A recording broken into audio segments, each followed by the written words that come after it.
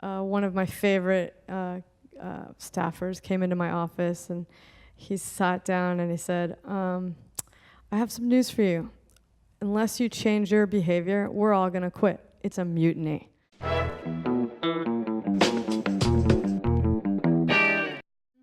My first question is, can you talk about a mistake that served as a kind of touchstone moment for you? And would you take us through realizing you'd made the mistake and how you felt about it and what you did right afterwards? And how much time do you have? and you each have about 4 minutes, I would say. I'll start, because mistakes in medicine often have dramatic consequences. And so I'll just give you one of the many that I've made over my career. So I work at Bellevue Hospital, as many of you know. It's the oldest public hospital in the country, and I trained there. And I trained during the height of the AIDS epidemic. And so for us, call nights were long and brutal. And patients came in, they were sick, they were hemorrhaging, they were 104 with microbes laying waste to every organ in their body. And so the trick to surviving call nights at Bellevue was to turf as quickly as possible. If you could get a patient off your service, to surgery or dermatology or geriatrics, off medicine, that would be one fewer patient on your roster. So one of these long call nights, our 10th or 13th admission, was the dreaded nursing home patient with altered mental status. That is the demented nonagenarian who someone thinks, oh, looks a bit more demented today, let's admit them to the hospital. And for us, who were knee-deep in septic, febrile, bleeding, crashing patients, this was a total eye roller. I thought, I've got to turf this patient as quickly as possible. And so we had this holding ward at Bellevue for patients who were totally stable, just awaiting transfer to a rehab or a nursing home or needing home services. So I called the IMCU docs. I had this patient's totally stable, labs fine, radiology fine. Someone told me all that. Stable, stable, stable, just got to go back to nursing home. Come on, come on, come on. And I railroaded this poor doctor to taking this patient, which he did. My intern and I, we high-fived each other, raced back to the ER for admission number 17 of another septic patient with 1 T-cell to their name. The next day, I found out that the patient I had transferred had an intracranial hemorrhage. They were bleeding in their brain. But I had missed that because I hadn't looked at the CAT scan myself. I got a report, radiology fine. I took that on faith and transferred the patient, and I missed it. Now, there's redundancy in the system, and a radiologist saw the bleed, and they called neurosurgery, who plucked the patient from IMCU and brought them to the OR, and the bleed was drained. So in fact, this error might go down as a near miss, because the patient actually got the same appropriate treatment, despite my blunder. But the patient was just lucky that they were still in-house. Had I discharged the patient home or to the nursing home, they could have easily been dead. And so I knew I had made the error. I immediately knew I hadn't done my due diligence. I didn't look at the scan myself as I should have. I was so ashamed that I had not done this, and so ashamed that I didn't tell anyone. I didn't tell my intern, I didn't tell my attending, and I sure as hell didn't tell the patient or their family. I didn't tell anyone for about 25 years till I finally got the courage to write about it. And looking at it now from the distance of this many years, I think about, and as a medical educator, what a lost opportunity. Had I had the strength to tell or been in an environment where talking about errors was considered a strength and not a weakness, my attending could have talked to me about how the error was made, how we could have prevented that in the future. We could have gone to the bedside, and my attending could have modeled how do you speak to a patient and their family about a major medical error. But I was so ashamed and felt like such a failure that my response was to completely clam up and completely hide the error. And I'll leave it at that. Thanks. Thank you. Do you want to? Sure, I'll go next. Being a writer, we have no circumstances of any consequence at all, really, ever. So this is a good follow-up to what you just said. My closest and oldest friend is a nurse at Brigham and Women's in Boston, and every time we talk about our work, she's telling me about being with people at their bedsides as they die, and then I'm like, well, I make up imaginary scenarios, and then the passive voice instead of the active voice. Right, exactly, yeah, okay. So anyway, I, from a very young age, wanted to be a novelist. I knew that's what I wanted to be, but it's hard to just sort of graduate from college and become a novelist unless you have incredible talent, connections, or trust fund, I guess, or all three. I didn't really have any of those, so I started off my senior year of college asking fiction writers who I admired what they did for work before becoming novelists full-time. And an answer that I got a lot was I worked in magazines. I was a magazine writer. So I said, okay, that's what I'm going to be. Now, magazines have changed a lot since a lot of these people were telling me about this. But I came to New York. I got a job at Condé Nast. My first job there, I was called a rover, which is every bit as prestigious as it sounds. A rover is basically an in-house temp who goes from one magazine to the next. And you know, sometimes the editors would be incredible to work with. Other times I'd spend 2 weeks at a magazine where no one ever learned my name, and they would just be like, can I borrow the rover? I felt like I was a vacuum cleaner, basically. Eventually I was hired to work at Allure magazine. For those of you who don't know, Allure, the tagline is the beauty expert. And I was definitely not the beauty expert. I had just graduated from Smith. I was used to going to class in my pajamas and reading Victorian novels all day. And so I was truly a fish out of water. I think the original title of the essay I wrote for Jess way back when was called I Was a Workplace Amelia Bedelia, and I don't know how many of you are familiar with Amelia Bedelia, but you know, she's this wonderful children's book character who just always makes mistakes left, right, and center, but somehow she never really gets caught, and in the end, it turns out okay. That was me in every job I've ever had. And so very much so at Allure. I could give you millions of examples. After I worked at Allure, I was hired to work in the editorial department of the New York Times. The whole time that I was at Allure, I felt like, I don't belong here. What am I doing at this women's magazine? But as soon as I got to the Times, I suddenly felt, oh my God, I'm the women's magazine person in the editorial department at the New York Times. I've been writing about eyeliner for the last 2 years. What can I offer these people? I was working as a researcher for Bob Herbert, one of the op-ed columnists there. And I loved my job. It was wonderful. I think I was good at it. I worked very hard. But there was a constant kind of fast-paced, on-the-job training that had to happen. Even though I had read the paper every day for years, I didn't know nearly enough. And also, I think I have sort of a fiction writer's brain, which is to say I could spend an hour thinking, like, how would a man describe his wife's ankles? So this is not really a newsroom brain. So, you know, my best example of my Amelia Bedelia-ness at the Times, which I probably shouldn't even share, but it's in the book, so why not? You know, my boss would get 1 million phone calls a day, and I would have to decide, well, which ones are really worth his time, which ones are not. So I get this call, it's the 9,000th call in an hour, and this guy just sounds very urgent. I thought he sounded very rude. He said, does Bob want to meet with POTUS tomorrow morning? Now to me, like 5 seconds later, it dawned on me what that was. But literally in the moment, I'm like, oh, what is that, a nonprofit or something? I can't remember what that is. I go into his office, I'm like thinking, no, he doesn't. I go into Bob's office, do you want to meet with POTUS tomorrow morning? He's like, yes. Immediately, oh, President of the United States, right. Yeah. So, yeah. So that was me. But I think like sort of probably the behind the scenes mistake that I was making, but also learning from, is that during this time I was also trying to be a writer. I was writing fiction. I was writing my first novel, Commencement, while I had this job.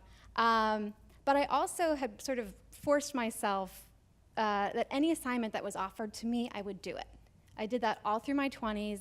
And actually, it was like 2 years ago, my second novel had already been published, was a New York Times bestseller. I was on an airplane on my 4th day in a row of writing a story for not even Marie Claire, Australia, about child beauty queens who had grown up. And I had just come from like Lubbock, Texas to Kentucky, and like in midair, I was like, I don't have to do this anymore. What am I doing? But throughout my 20s, I wrote every magazine article, every assignment that came my way. And I think there are probably some young writers here. Writing is a job where you kind of can't hide your mistakes. They are there. You know, unlike the POTUS thing, which no one ever knew what I was really thinking until right now, you know, I wrote things that I would end up sort of regretting sometimes. And I've given this a lot of thought, and I kind of think that there's not really any way around it. You know, as a young writer, all you can do is kind of keep going, keep writing. I remember there was something that just I thought was appalling. That was like the first 5 entries in my Google results. And I was telling a friend this, and she said, well, you just have to keep writing, write more, so that it gets pushed down and no one ever sees it. And she was right, and that's what I did. So Thanks, Courtney. Anna, do you want? Yeah. I was thinking about what mistakes I would talk about, and then I was thinking about all the jobs I've had and the mistakes I've made, and it feels like they went from kind of minor to bigger. So, for example, my first job, I was a newspaper carrier. I didn't really make mistakes then, except maybe I slept in on Sundays and people didn't get their paper on time. And then, I worked at an ice cream store, and I think I had a little fling with one of the other boys. I mean, I was a teenager. In college, I had work-study jobs. But I think the mistake I made in my first real job after college, I worked at Entertainment Weekly as an assistant, I think it was twofold. I think it was that I didn't believe in myself, or rather, I did believe in myself, but not getting feedback that felt positive from my coworkers, and it was a very political environment. I don't mean politics as in government, I mean like office politics. It caused me to start doubting myself and my own worth, and it was kind of a snowball effect. And I never asked for help, or I never asked my superiors what I could be doing better. I think I became so ashamed of feeling like I wasn't one of the cool kids that I kind of retreated, and I think that was a mistake. That isn't to say that if I had approached one of my superiors and asked for advice, or tried to find a mentor, that it would have gone well. It's very possible I would have been brushed off. That was kind of the environment. It felt like that sort of environment there at the time. But I was very proud in a way, and I never asked for help. And that was the case, throughout jobs even after that, where I didn't. I felt that admitting to confusion or fear was such a sign of weakness that it would be held against me from that day forward. So I had to kind of pretend. I don't know that I was cocky, but I just pretended like everything was fine. In later jobs, I still echoed that mistake, but I also had a real problem not expressing my contempt for things. So at a later job at a women's magazine, actually in the same company that Courtney worked for, a different magazine though. It was Glamour. I don't know why I'm being coy. I really hated the sort of stuff that we were doing, and then I was being asked to write. A lot of it was sex and relationship stuff that I thought was BS, and really felt kind of made up in a way. And after about 9 or 10 months of doing that, I had a very hard time masking my contempt for it, which I don't think was probably the best thing either for me. I mean, eventually I left, but I, it's like I couldn't play office politics. I couldn't be fake. I couldn't kiss up to people. I wasn't a mean person. I wasn't, walking around grumbling and talking to myself and throwing people dirty looks, but I had a hard time not being authentic. And I felt like being authentic was a liability. And Laurel, was it your story in the book where you were talking about? Yeah, I was too authentic, so don't do that either.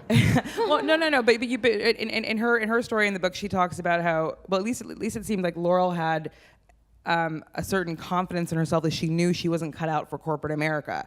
I saw my failures at these various publications, whether they were obvious or not, as being evidence that I was a failure as a person. And I didn't get that sense from your story. So No, I like felt that at other times. We'll go into that. Okay. Yeah, in the session later in the session. When you're lying down. But the most recent mistake I've made at work, and I haven't had a full-time job in about 4 years. I ran a website. I started a website called Jezebel. I ran it for about 3.5 years, and then I got burnt out and I quit. And the biggest mistake I made with that, although it was very rewarding, was that I worked too much.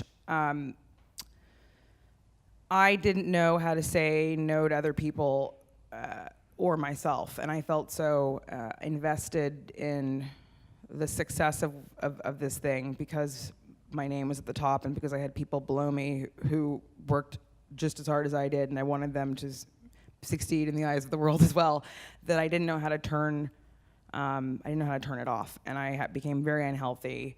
I mean, I literally was just sitting 18 hours a day. I was very sedentary, and I was ordering in junk food to my apartment. It's probably getting too personal, but like my husband and I started not getting along. We ended up splitting up. I mean, I wouldn't say regret that I worked that hard, because I did get results and there were dividends and it was very rewarding. But I do think that my inability to delegate, to ask for help in a way of people below me, in previous cases had been asking for help from people above me, really made my situation kind of untenable and unsustainable and unhealthy, and I can't, I couldn't do that again. So on the one hand, it was a good lesson to learn because I won't do that again. On the other hand, it seems like there was a lot of damage that was caused just within my personal life, and in my psyche from not knowing how to say no, from not knowing how to turn things off, from not knowing how to ask for help and and being able to delegate. Because I'm one of those people who thinks that, well, it's just easier for me to do it. I'll just get it done, and I don't have to explain to other people how to do it. I'll do it the way I want. It'll be, if it's not perfect, it'll be close to it or what I expect. And that's just kind of impossible when you're managing other people. I think when you're alone in a room in front of your computer and you're writing, it really is kind of all on you. And you can ask people for help. You can ask your friends to read your drafts. You can ask for feedback from editors, and so on and so forth. But ultimately, it's up to you to start typing. But managing people is a whole different thing, and I think that I needed to learn to be able to say no. So that was really the biggest mistake that I made in my last job was doing too much. Thanks, Anna. Joanna. Right. So I really did a mess up, but we only have 4 minutes. So, and like Madonna in the song, I have to get you on ha. So here goes. It's back in 1980. The mistake that I made in 1980 was not so bad. The real mistake was that it took me 33 years until we actually talked about it for that mistake to finally get off my back. So here it is. I'm sitting in the basement of a very august client. There are these huge books, and I am pulling out data on advertiser spend, how much money they put into this particular magazine property. And it's in data, because this is before the year of the personal computer, for those of you who are not born before 1980. And the Xerox machine would have worked, except that the books weighed 50 pounds each, so I couldn't get them to the Xerox machine. I therefore created a sample of maybe 100, 150 advertisers. I was told to create an algorithm, you see, because I was a summer intern at a consulting firm. I had to look that up because I didn't know what an algorithm was. So that was not actually the mistake. I collected the data in one very long night. I had literally about 30 sheets of paper. They were this big. And I thought I'll just add it all up and segment it, and we'll be done. And about 1 a.m., I had added it up 3 or 4 times and never gotten the same number again. Now, I was in business school, so you might be thinking now, what?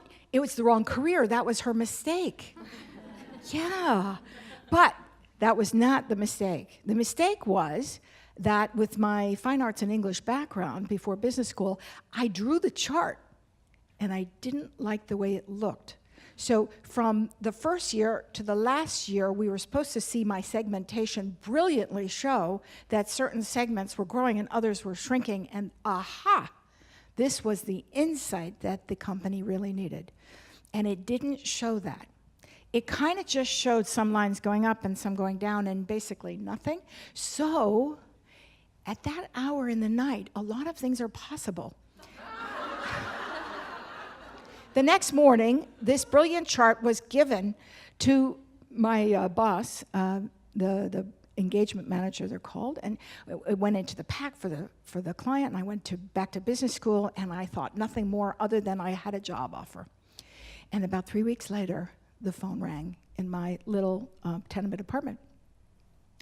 So I let it go to voicemail, because the phone message basically was, "This is John.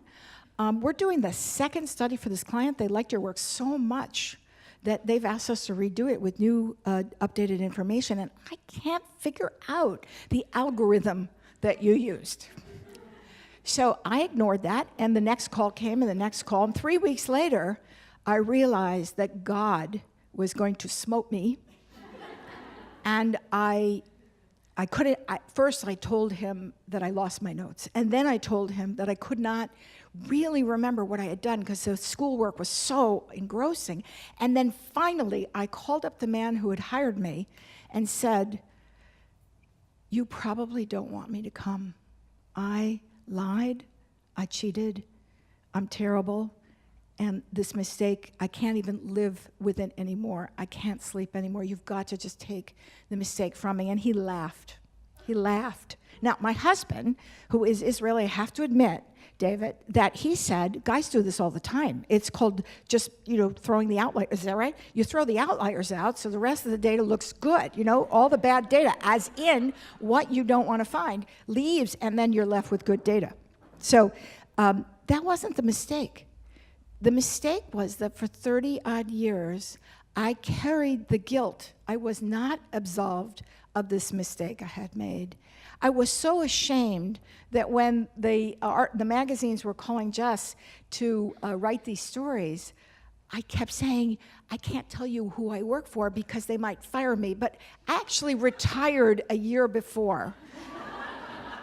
Is it possible to be fired posthumous? Because this may be the case for me if God does smote me. At any rate, I've written a lot of work on centered leadership, and what I've learned is that women, and me in particular, carry things for a very long time in our striving for perfection. And Anna, that may have been something that you were thinking of as you were thinking of yourself and your worth. And we do it for a variety of reasons. And in my case, one mistake was enough on the scale to obliterate 30 years of good work. I admit it to you all, and now I feel like I'm in an AA meeting. I'm Joanna Barsh. I lie and cheat like everybody else in the human race. Good. So, and I'm sure you say, well, you never did again. And the answer would be, actually, I have made like white lies, from time to time. And that's the end of my story. Thanks, Joanna. Gabrielle? I'm searching. You're still searching? Do you want to pass it to Laurel? Hi. So I don't have any one example because I make mistakes all the time, pretty much all day, every day. No, most of my mistakes are with people because I don't like them. No. No, I like people, but I come across very, how shall we say, sometimes I rub people the wrong way. And it's usually when I'm in a position of authority, because I don't really take that too seriously. I'm a really anti-authority. I'm even anti my own authority. So what happens is if I'm in a position of power where I'm managing somebody, I've had to really learn how to be better at that, because you have to realize that people on the other side of that desk take things that you say with much more weight and seriousness than you might mean them. And I learned that lesson the hard way the first time in the 90s, early 2000, when I started my company, Mediabistro. And I had a very small, intimate office of fresh, out of college staffers. We had maybe 6 people there, because that's all I could afford. And nobody knew what their jobs were because we were just making it up along the way. We didn't really know. We couldn't afford a real marketing person, so we had to kind of transform these students into marketing people, and we couldn't afford an events person, and we couldn't afford any of the job categories. So I would just hire, basically Play-Doh and mold it the way I needed it. At least that's the way I thought of it. No, I'm kidding.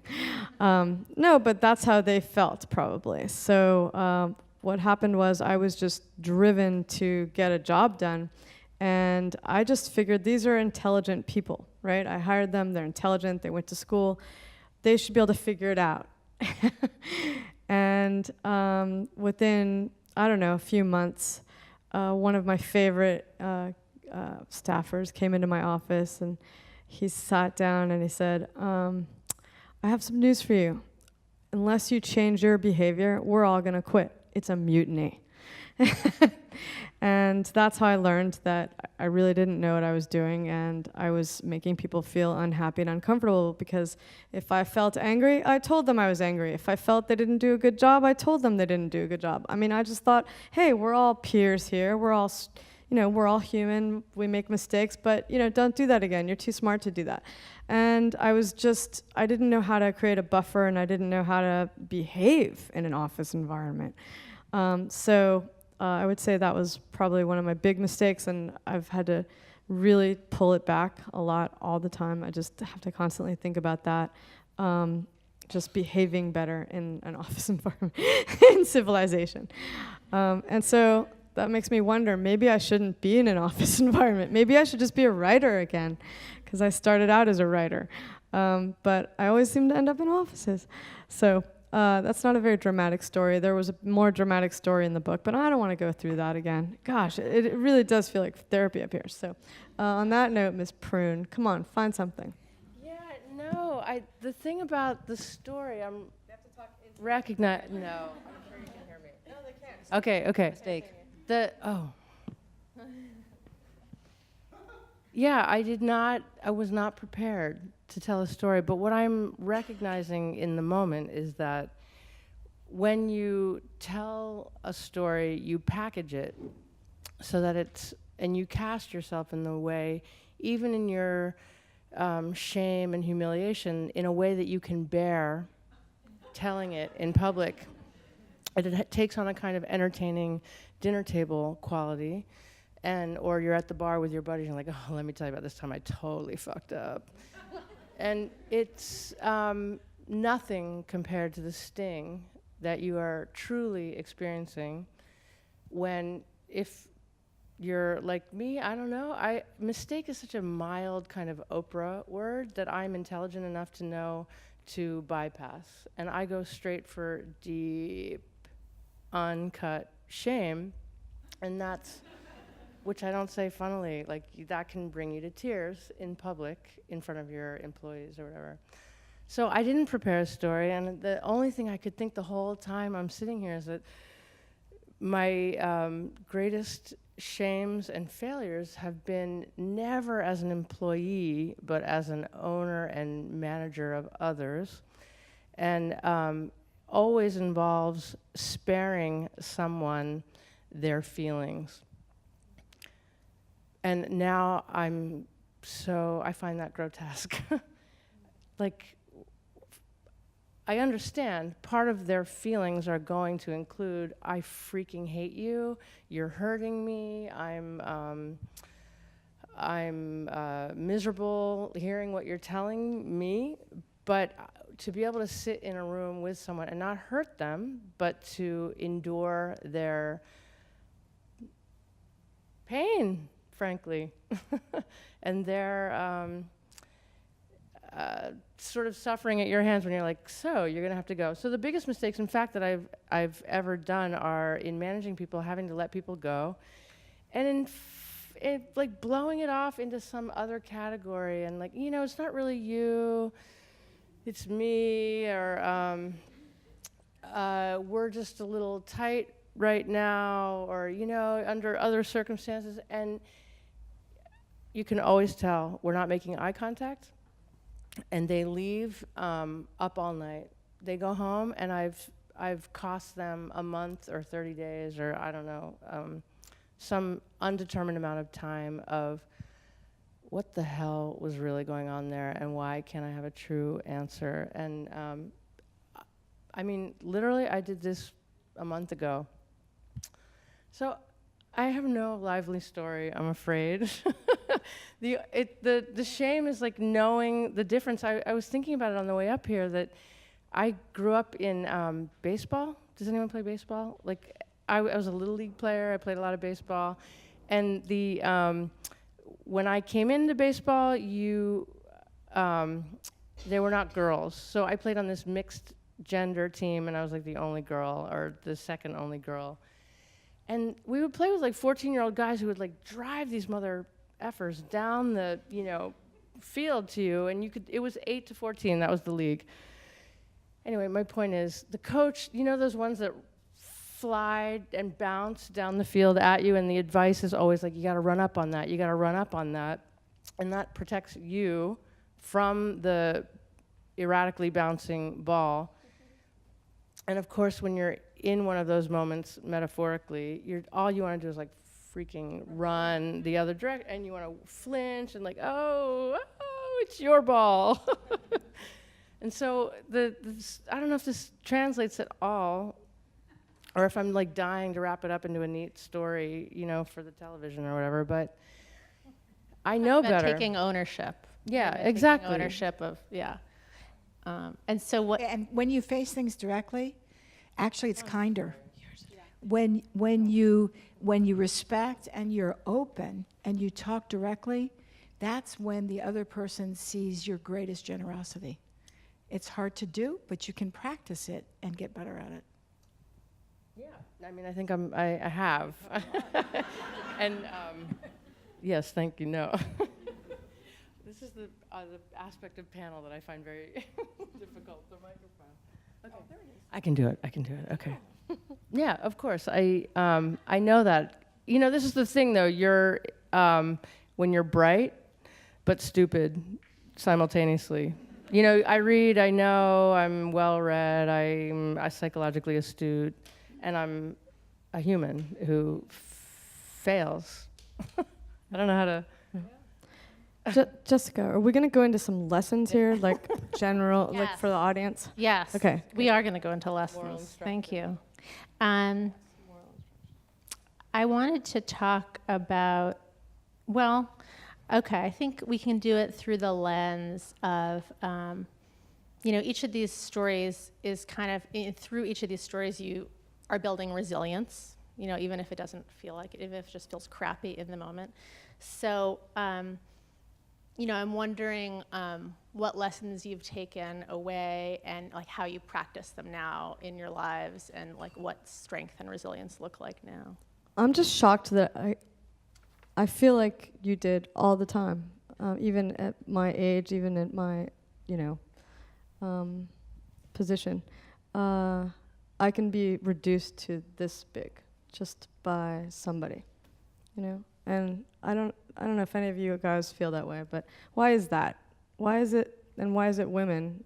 Because my husband never talks that way.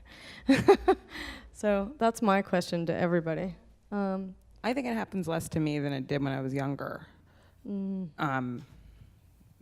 Which is a good thing about getting older, is that I started believing in myself more. But what if you approach a new situation, right? And it's different. I guess I feel like I've met enough people who don't know what they're doing that seem to like be able to persevere. That's a nice way of saying a lot of people who are full of it, who like don't know what they're doing, but seem to like exhibit this amazing confidence that I'm like, well, if they can do it, I can do it. I mean, in a way, people's BS is, I don't even call it inspiring, but it. Like we all know someone who's like, what?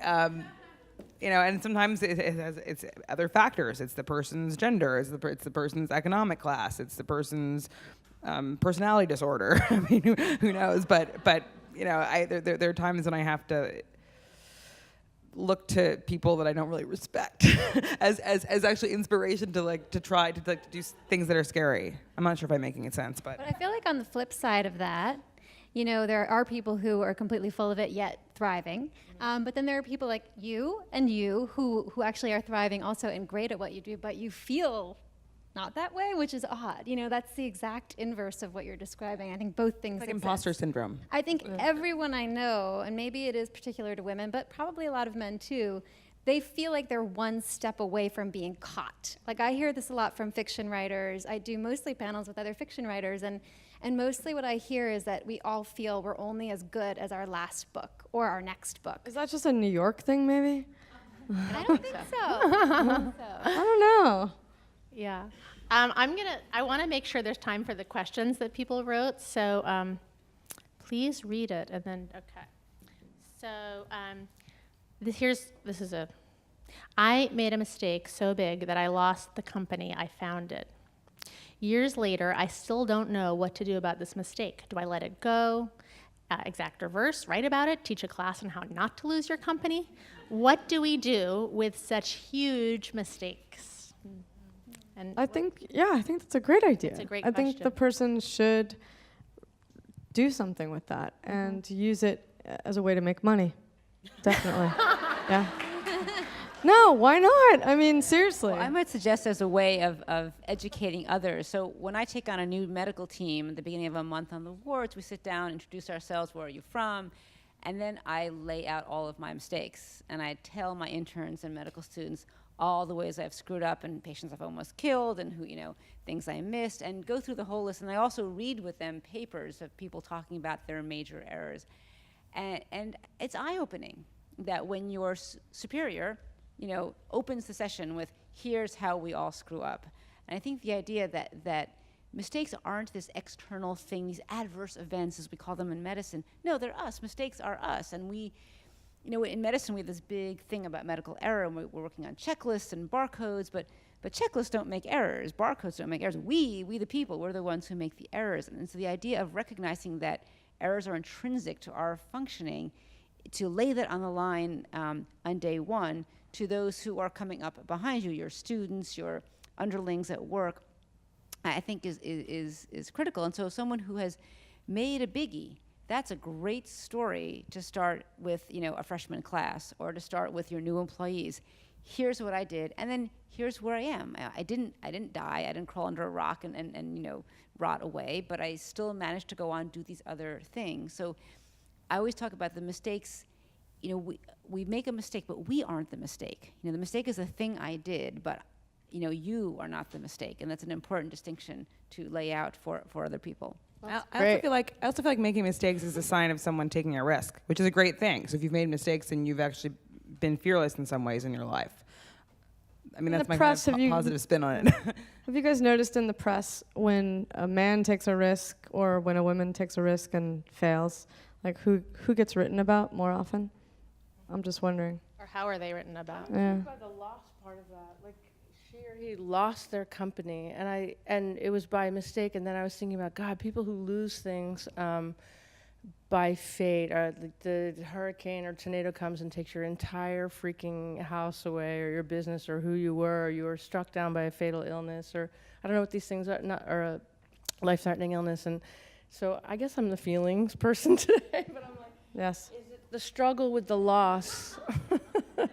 Yeah, that's exactly what I heard from that question, which is it's fantastic to be a serial entrepreneur and make several failures, because that actually makes you more valuable in the marketplace, because you know what it feels like, and you had to let people go, probably the same people that you hired. You went through highs and lows, and you saw a complete cycle, and now you have learned some lessons. If that's where you're at, we don't know who you are, then you need to parlay that into your next idea.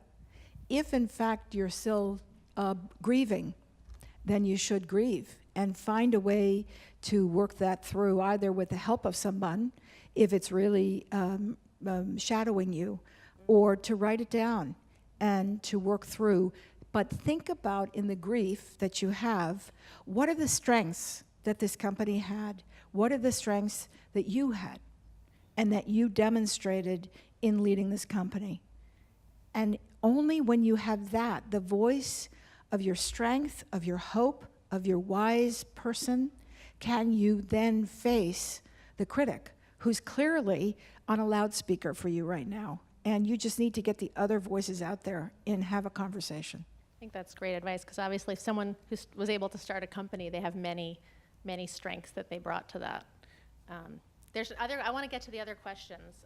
Someone asks, as a young man in the audience, what can men in the workplace do to maximize the potential of empowered women such as yourselves? It says not limited to of empowered women such as yourselves. So what do people think? What was the question? What can men do to help women at work feel What can they do? empowered? Yeah. I love it. I love that you're asking it, and it needs to be done. It's the time. So I think what the fuck? You have to talk into the mic. This is a very small Follow room. the rules. They're taping. I forgot. Taping. Okay. Could it be as basic as, could you recognize that women would like to have babies and they would like to work, also.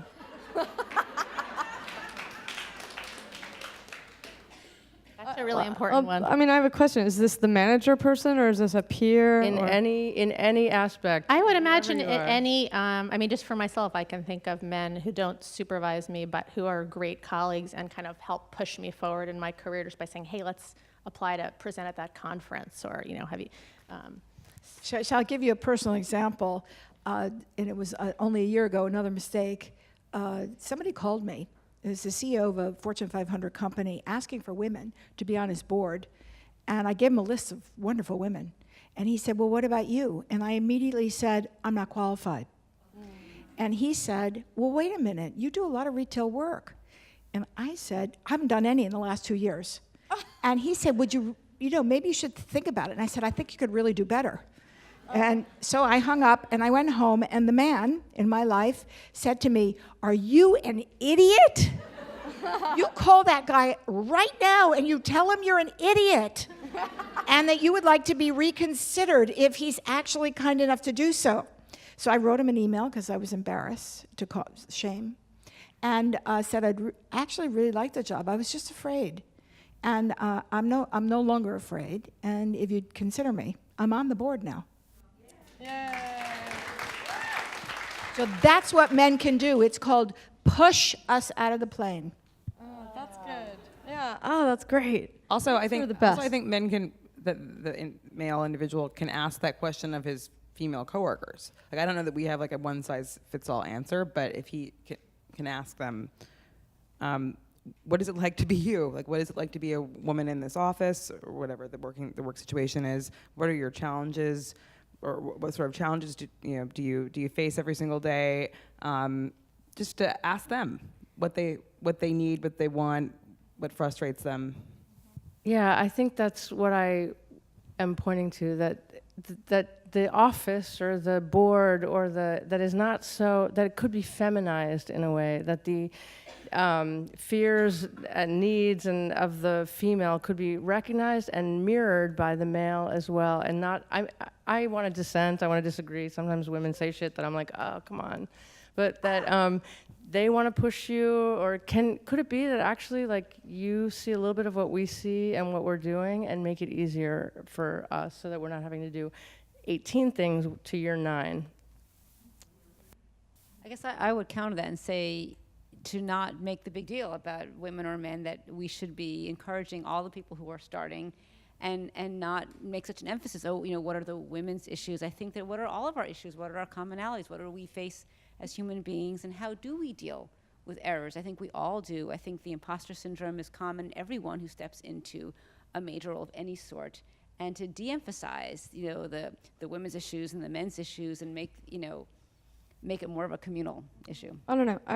I went from a women's magazine where it was very warm and nurturing to a men's. Well, it wasn't a men's magazine. It was Business Week, but it was mostly guys, and I noticed immediately the difference in the way people treated each other. The women were literally supportive, and the men, literally, one guy would say to another as they were passing in the hall, "Hey, Joe, you gotten balder?" The other guy would say, "No, Jim, but you got fatter." I mean, it was just like, and I'd say to my boss, do they not like each other? Because I was so used to the female environment, I was really not ready for that male environment of just like, poking and ribbing, and that was an environment where I did not thrive. I ended up quitting probably too soon because I felt so afraid that I wasn't achieving enough, because I wasn't getting any pats on the back, I wasn't getting any support. But that was normal there. Nobody gave support. You were just supposed to know you did a good job. And so I just wish that it had been a little more supportive of me, because I'd still be at Business Week now and I wouldn't have sold my company or anything. maybe it was good that you didn't get support. Yeah. So another person asks, what do you think about the expression, fake it till you make it, or the new book on the female confidence gap? I think a lot of what people have said speaks to that. Should women hide their uncertainty the way many men do? Yes, totally. You should totally bluff that you are in charge or on top of things, and don't admit to any mistakes publicly at all. Seriously. Please don't fake it till you make it if you're in medicine. I think that's a bad idea. Yeah. I think there's a premium on learning how to be strong enough to say, I don't know, and I'm not going to fake it till I make it. And Yeah, so I did a study way back for an Italian company that was setting up Mr. Armani's shops in America, Armani AX. We invented that for America, and we went to meet him. He doesn't speak English, and so I was with 3 or 4 Italians, and I was the only one. So I just sat there like this.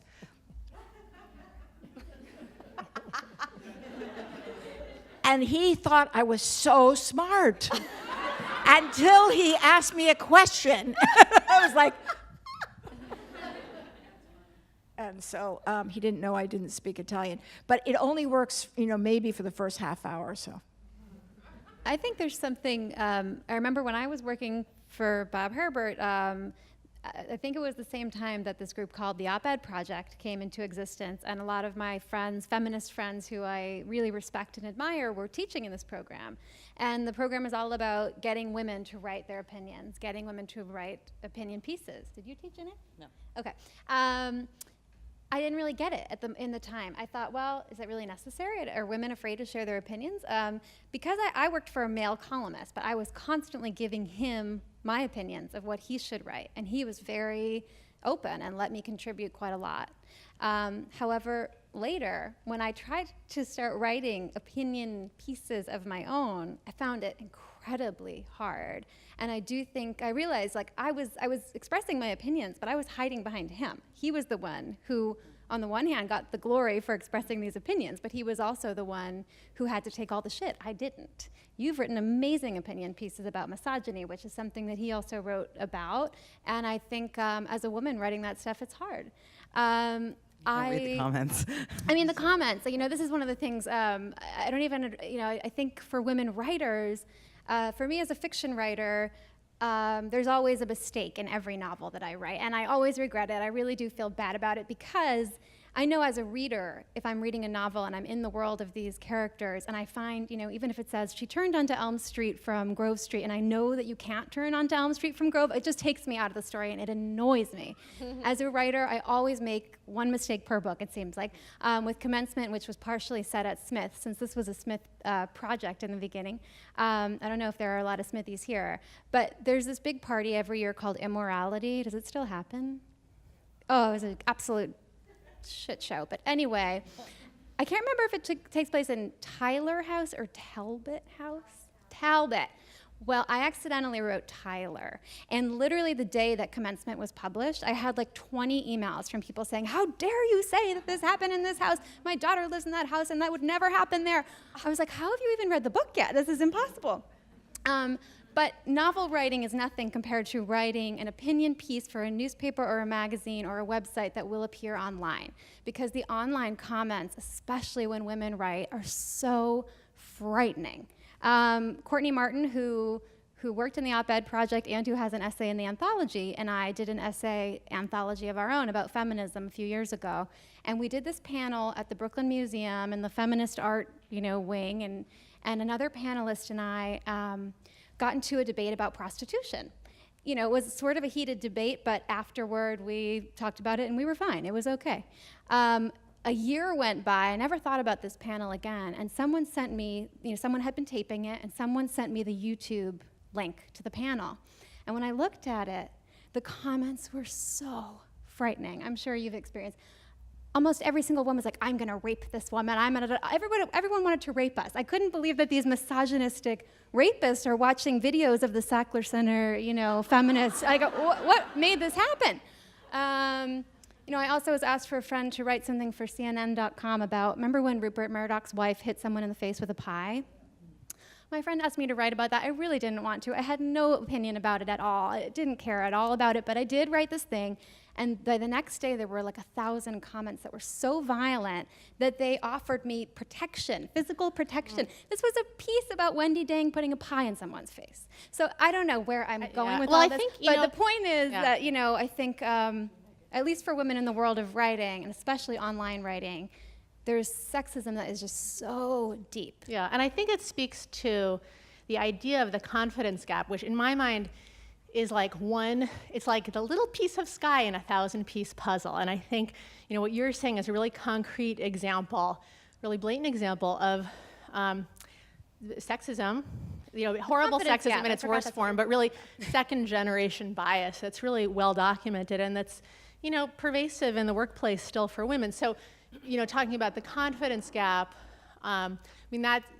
that's within the context of, I think, a lot of times, workplace contexts where women are marginalized and might not even be aware, and the people doing the marginalizing might not be aware. It's a very unconscious. It's unconscious for a lot of people at this point. I want to say something really quick about the confidence gap. I haven't read the book, but the idea that women have less confidence than men, I don't know if I believe that completely. I think maybe they express the fact that they have less confidence than men.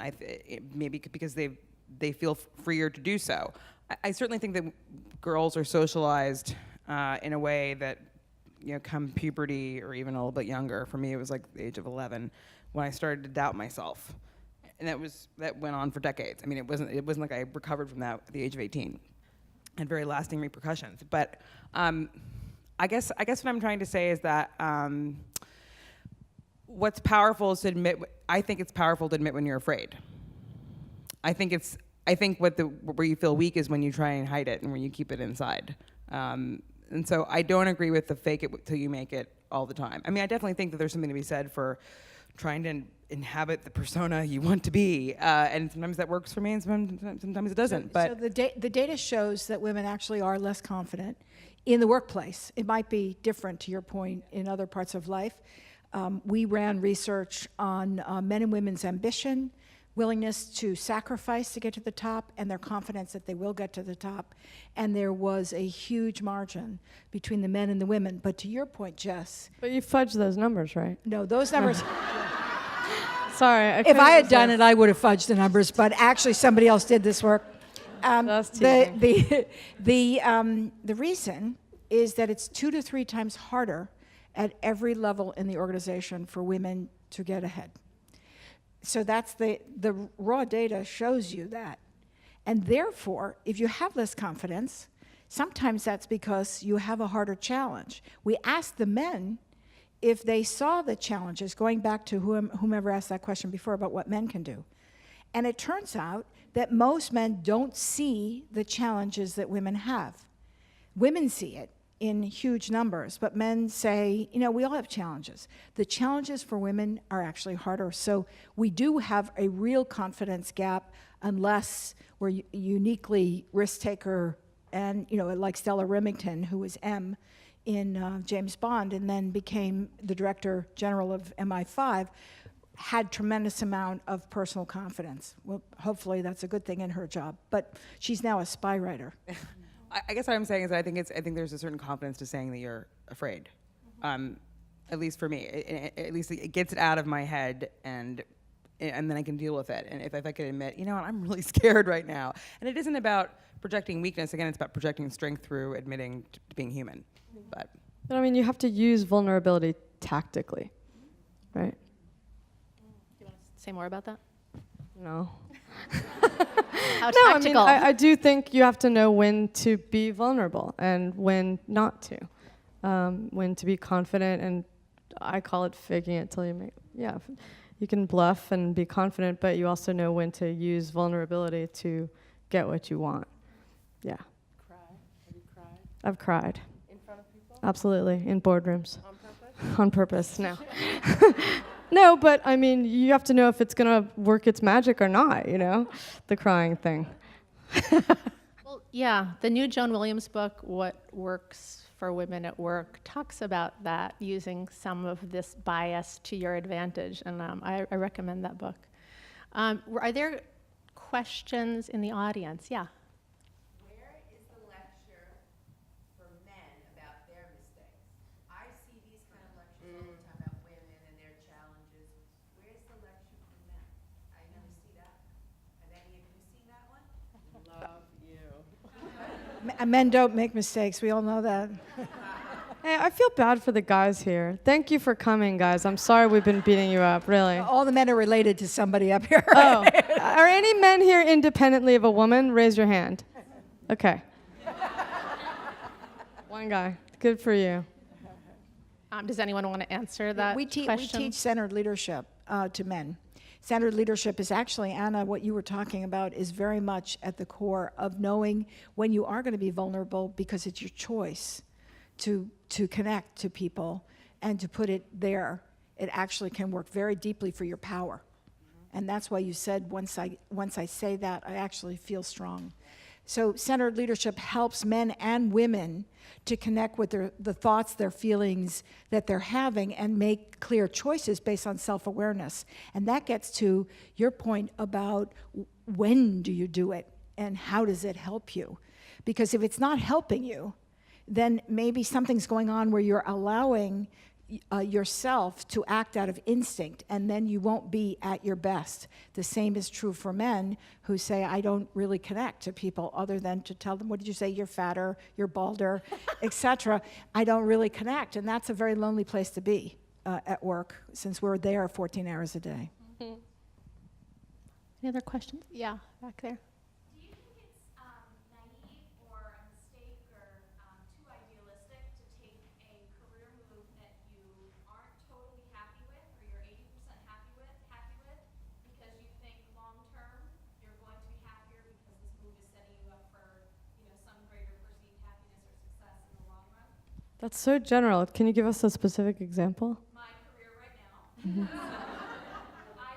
I am a recruiter for executives, and I just took a career, I made a career move that I could see myself being good at and appreciating it long term, and it's setting me up really well for what I want to do in recruiting, or what I think I want to do at least right now in recruiting. But it's on the search side, so it's a little more salesy, so there are some big chunks of it that I knew and know and feel right now that I don't love. And so there are days, I was just telling my friend, there are days that are very volatile where I'm like, oh my God, I hate this, and I knew I was going to hate this.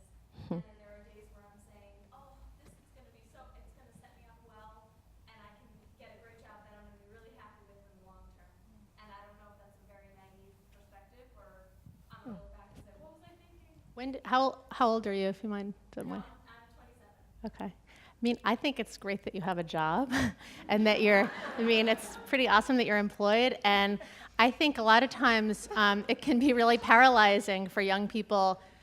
People feel like they have to have the exact right job, and they have to, be doing something this is my passion. And I think it's so important to just do things and then observe just like you're doing. You're already doing it, seeing what are the parts that you like and what are the parts that you don't, and you're getting all these skills. So it sounds like you're doing everything right, but other people. No, that's great. I believe the same thing. You have to build your skills, and so this is one of the jobs in the many that you're going to have over your career, and take the good things and then move on and leave the bad with the next job. Have any of you formally set out your vision of how you embrace forgiveness, either of people on your team or of yourself? Danielle recommended a really good book on forgiveness. There's a wonderful book called On Apology by Aaron Lazar. He's a psychiatrist and the former dean of UMass Medical School. And it's a beautiful book about apologies of all sorts, from the historical to the political, I regret if my actions, kind of pseudo-apology, to the medical and personal.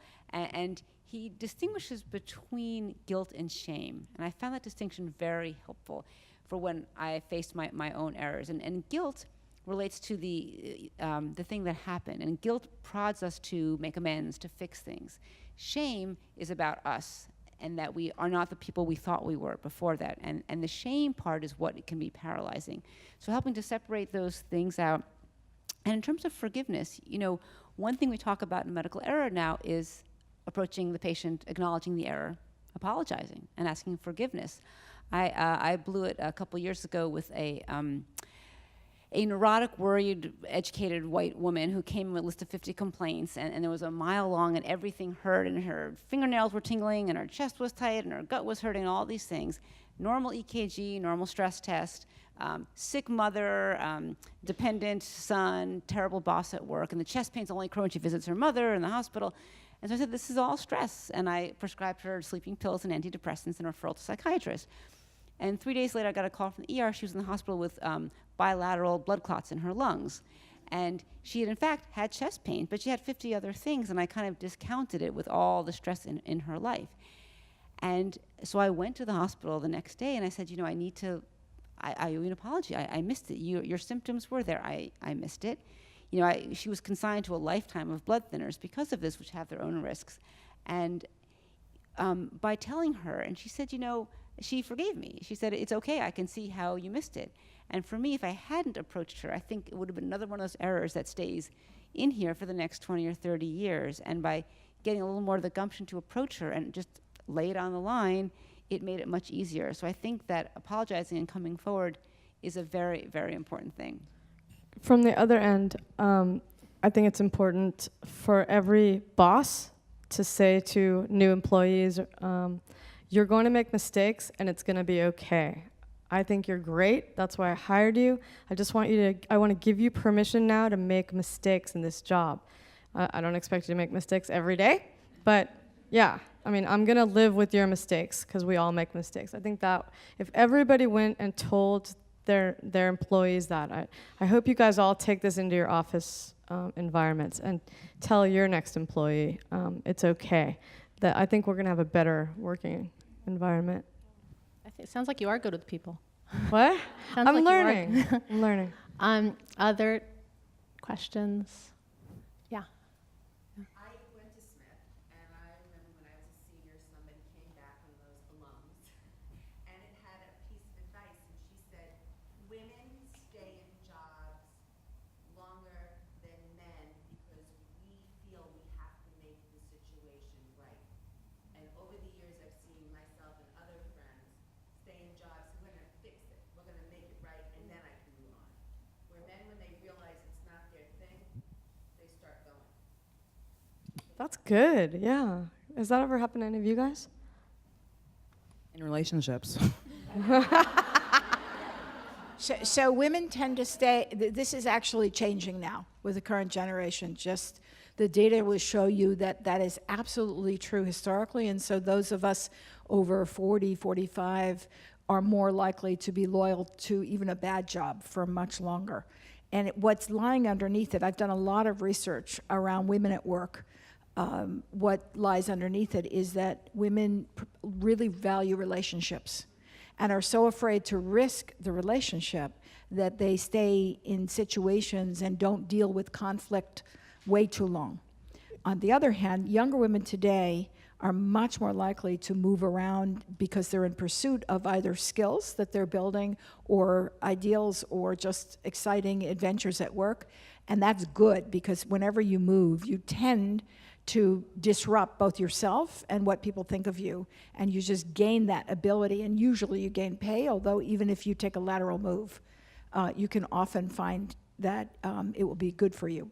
One contrary to that, Ruth Perot, who was in the first book, How Remarkable Women Lead, left Morgan Stanley to go to another place, we won't say what it is, and she followed somebody she really cared about. And she was there, she knew like the minute she got there, this is not the right place for me. And it took her 2 years to come back to Morgan Stanley, and she had to take a demotion to demonstrate to everybody that you can't just continue along the path. And she confided, publicly that is, that it was a huge lesson for her. That she really, what she loved at the place she didn't know when she left. She had not put her issues on the table, which is, I think, the bigger opportunity for all of us women and men. Men tend to do this, to say, this is what's bothering me. Can we resolve this? And that is just something that everybody could do more of. I think we have time for one more question. One more question, yeah. Yeah. I think I'd like you to speak a little bit about the age factor. You are all, I can see, Old. considerably younger than I am. Than 45. A lot of the people in the audience, which is great, a lot of young people. But I think some of the answers, being over 55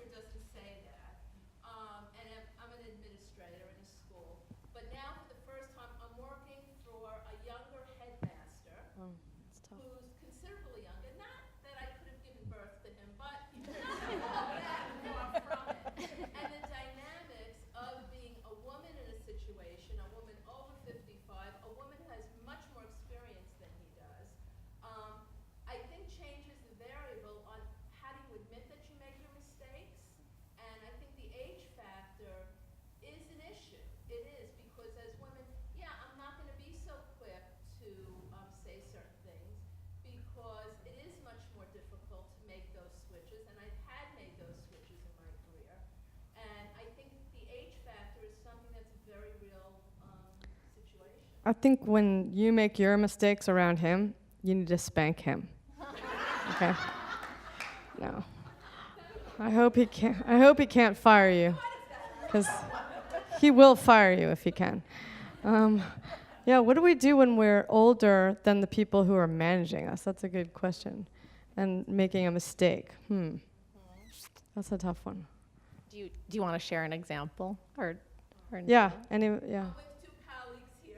Okay. The thing is that I find of the age, which is a difficult thing, is the lack of acknowledgement that I have more experience. And I don't know if this is a male factor. I think to some extent it is. And having colleagues with me who I have professional and a personal relationship will share things and say, okay, what would you do in this situation? How would you handle it?